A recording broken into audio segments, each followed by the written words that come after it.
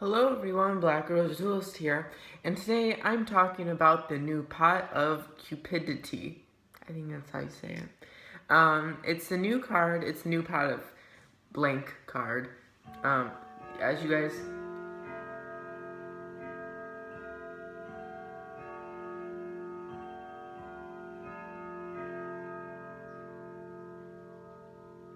As you guys know, they create a new pot of blank card every other set, and this one's actually pretty good. I'm seeing lots of hate and a lot of people running it off right off the bat, and it's actually a pretty good card. So what it does is you can only use it once per turn, and you banish the top 10 cards of your deck face down, and then draw 2 cards. So it's Pot of Greed, but banishing the top 10 cards of your deck.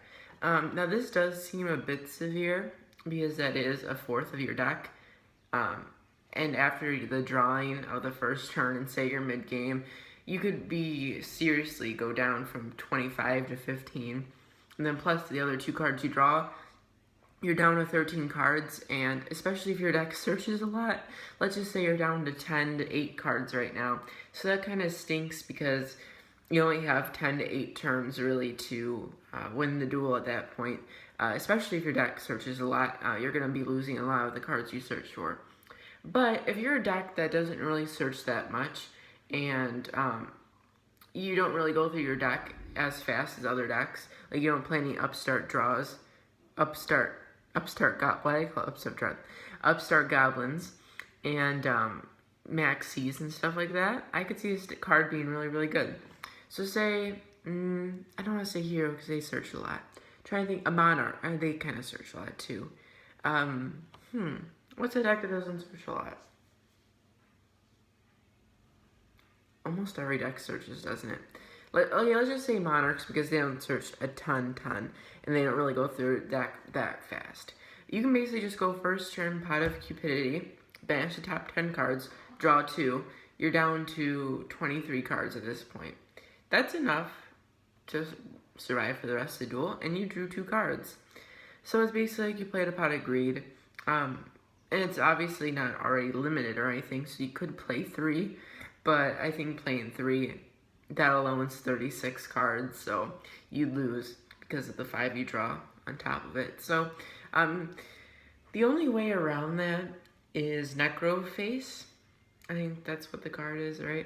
The one, when it's summoned, you get to return all of your banished cards to the deck. So say you play 2 Pot of Cupidity, there's 20 cards banished. You lost 5 from your first turn, you drew 2, so that's 27, and then the 4 you drew from Cupidity, 31. So you have 31 cards left in your deck, and you play Necroface, and you can return all 31 cards back into your deck. So that way you drew the 4 cards from the 2 Pot of Cupidities, and then you have your deck back to normal. But do you really want to play Necroface just for that? I don't know. If you're one of those decks that banished a lot, maybe it'd be worth it, because the Pot of Greed is not something you just ignore. It's actually pretty good. So, it's interesting. I don't think we'll see a lot of it. I think if anyone plays it, it'll only be one of, because most decks, Burning Abyss, the new Phantom Knight guys, Pepe, they all search a ton. So if they play this and banish 10 cards from their deck, they'd be in a really dangerous spot. So, tell me what you think about this card in the comments section below. This is Black Rose Duelist, and I'll see you guys next time.